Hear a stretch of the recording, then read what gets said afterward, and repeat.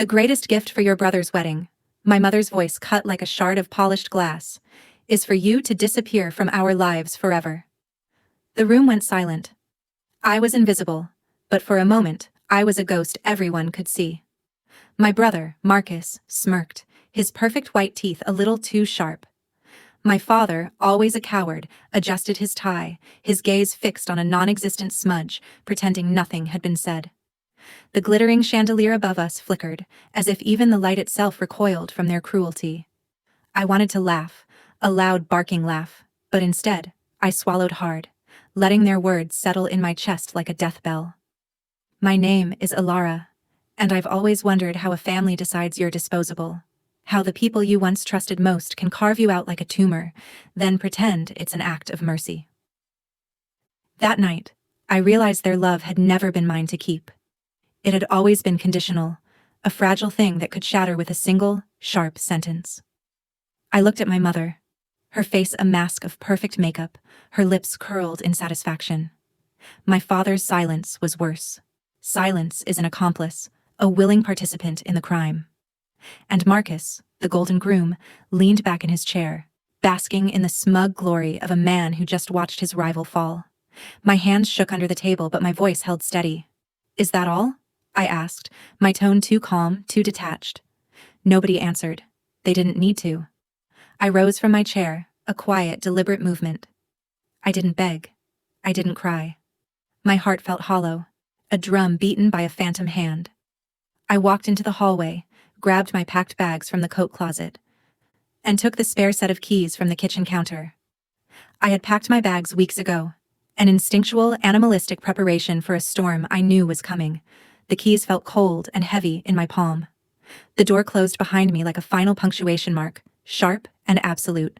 The air outside was cold, the night pressing against my skin like iron, but inside me, something warmer stirred, a quiet, dangerous fire. They thought they had erased me. They thought humiliation would keep me small. But betrayal doesn't always shatter a woman. Sometimes it forges her into something stronger, something sharper. And in that moment, I knew. If they wanted me gone, I'd give them their wish. But not before I rewrote the story of who truly disappears. The plan began that night, not the next morning. It began as I sat in my car, parked 2 blocks away from their mansion, the glow of my phone illuminating a new kind of freedom. The morning after my exile, sunlight poured through the blinds of my small apartment, slicing across the floor like golden bars. For the first time in years, I didn't feel trapped behind them. I brewed coffee in silence, the steam curling like the ghosts of old memories. Every sip steadied me, sharpened my mind. I wasn't broken. I was awake. That's when I opened the drawer where the papers sat. The joint ownership deed, the account access forms, the safe deposit box keys, all the trust they'd once placed in me because I was the responsible one. The same responsibility they'd mocked me for last night, as if being reliable made me dull.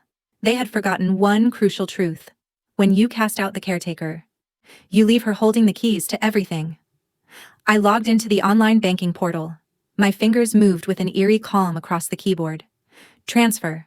By noon, the joint account was frozen, all $178,000 locked in place, a small fortune they were hemorrhaging on floral centerpieces and champagne fountains for a wedding that had excluded me.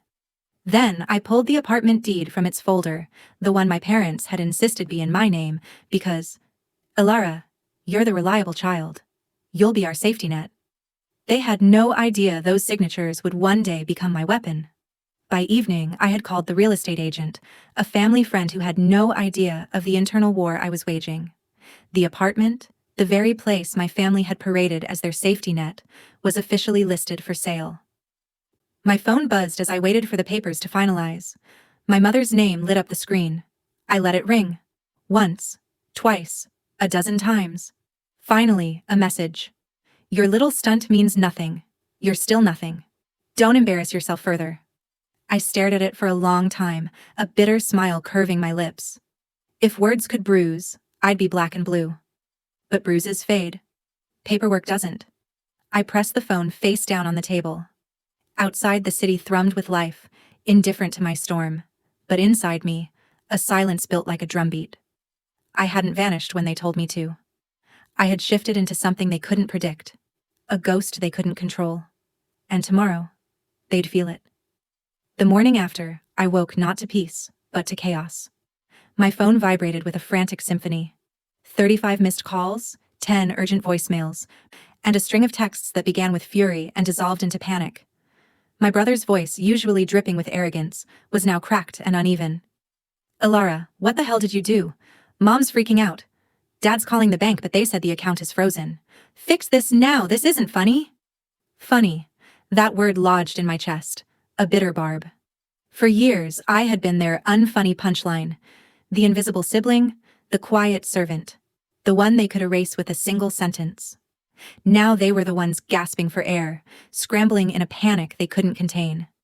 I slid the phone into my pocket and walked out, my footsteps steady, decisive. The city morning was loud, horns blaring, vendors shouting, sunlight bouncing off glass towers, but all I heard was the rhythm of my own heartbeat, calm and unhurried. At the bank, the manager handed me the confirmation papers. The freeze was official, legally airtight. I felt the weight of the ink and law settle in my hands like armor. They had given me power, and they hadn't even known it. By noon, the real estate agent called. Elara, the apartment has serious buyers. Given the location, it'll move fast. I nodded, a quiet hum escaping my throat. Fast. The word tasted like victory. On my way back, I ducked into a quiet cafe, sat by the window, and stirred my coffee until it went cold. Across the glass, I saw families laughing, siblings leaning on each other, mothers adjusting their children's collars. It stung like pressing salt into an open wound. That life had never been mine. Maybe it never would. But I had something else now. Power. When I finally checked my phone again, a new message blinked from my mother. Short, clipped, venomous. Return what you stole, or don't bother showing your face at the wedding. I laughed under my breath, the sound bitter enough to curdle milk, as if I'd ever been welcome there to begin with. I typed one line back, the first words I'd given her since that night. I won't be showing my face, but my absence will cost you. I hit send. My reflection in the cafe window looked back at me, a stranger, a woman fiercer than I had ever been.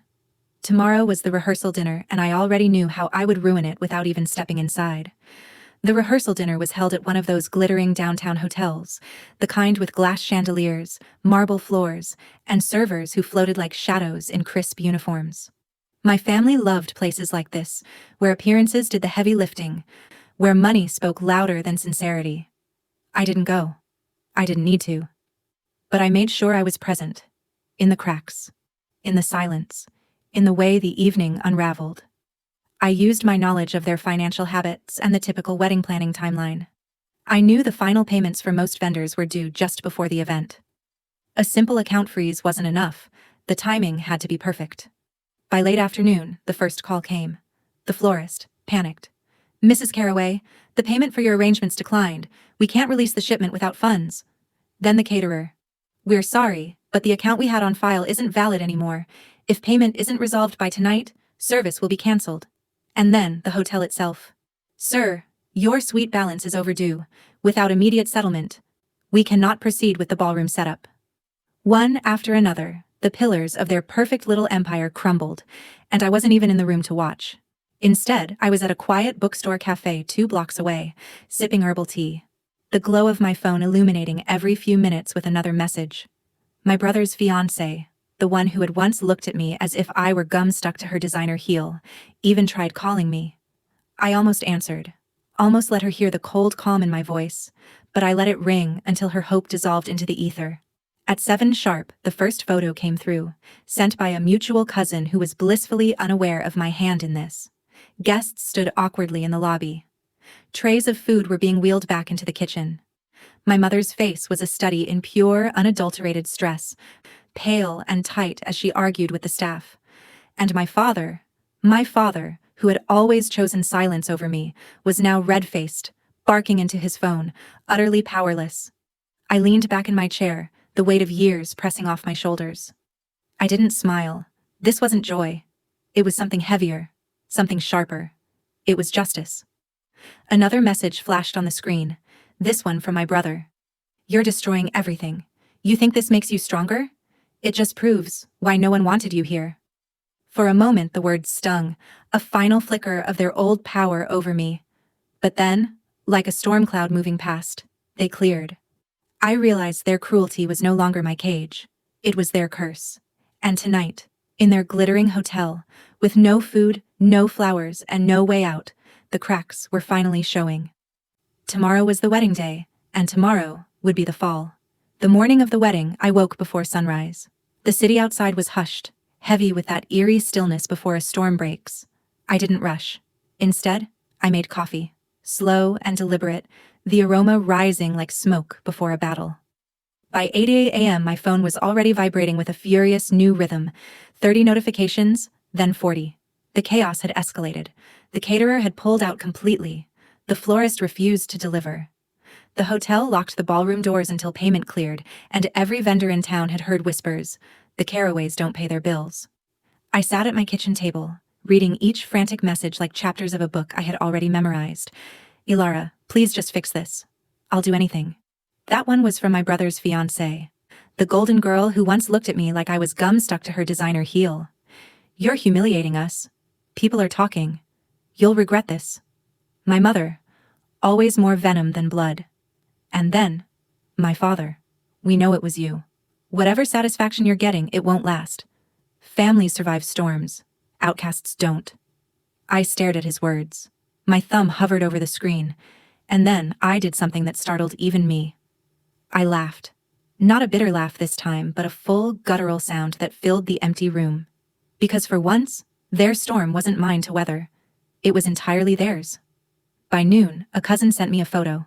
The bride stood outside the hotel in her gown, her veil clutched in her fists, her face streaked with tears as guests whispered behind her. My brother's jaw was clenched so tight it looked carved from stone. My parents flanked him, both frantic, both hollow. I saved the photo not to gloat, but as proof. Proof that I had never been the weak one.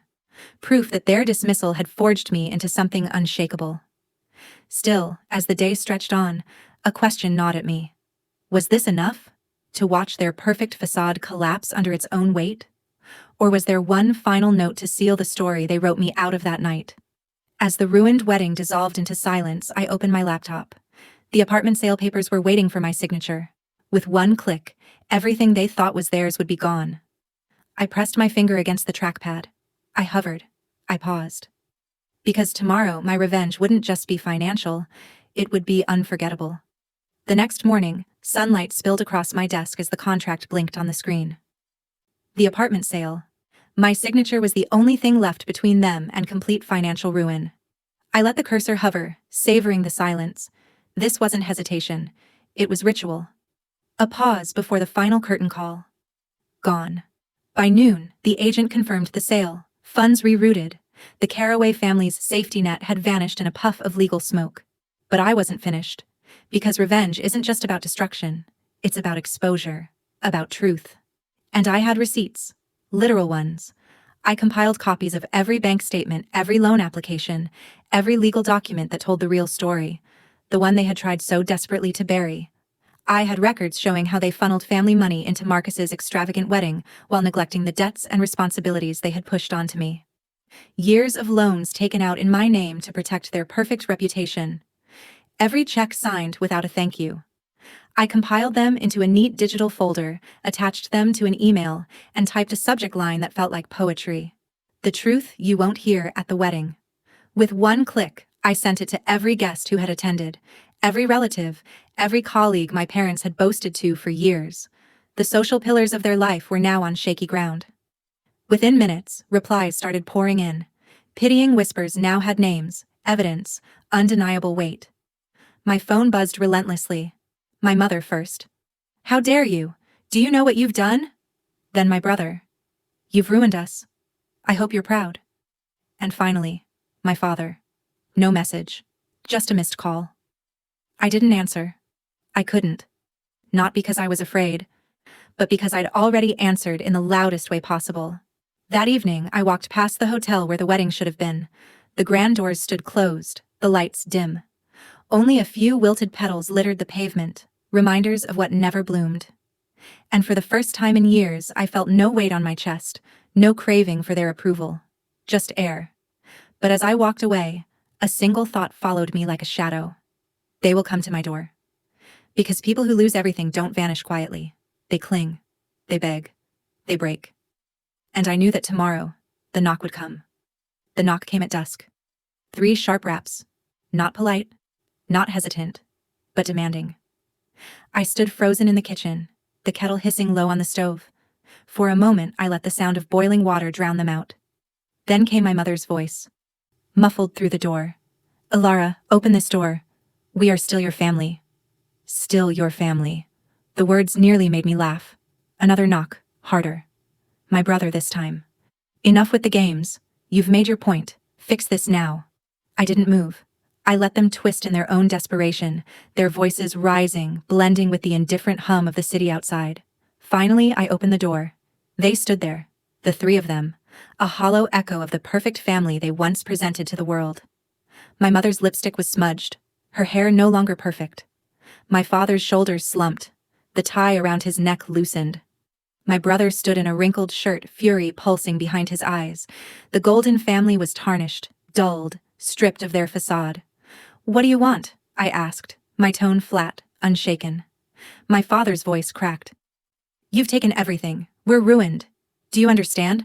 People are talking. We can't even—" He trailed off, his words collapsing under their own weight. "Then maybe," I said quietly, my voice calm, "you shouldn't have asked me to disappear." The silence that followed was heavy, thick like wet wool draped across our shoulders. For once, they had no quick retort, no venom, just the hollow shell of entitlement, stripped bare. Finally, my mother whispered, almost too softly to hear, "But we're blood." I leaned against the doorframe, my eyes steady on hers. "Blood doesn't excuse betrayal. You didn't lose a daughter. You threw one away. I just made sure you felt the loss." My brother cursed under his breath, but even he didn't push further. Their pride was gone, and with it, their grip on me. I stepped back, my hand on the door. "Leave. This chapter doesn't belong to you anymore." And before they could speak again, I closed it. Firm. Final. The lock clicking into place like a seal on a tomb. Inside, the kettle had gone silent. Only the faint hum of the city remained. I exhaled, realizing my chest was light, my hands steady. They wanted me erased, but instead, I had erased their illusion. Tomorrow, I would begin again. Not out of spite, but out of freedom. And that was the true revenge.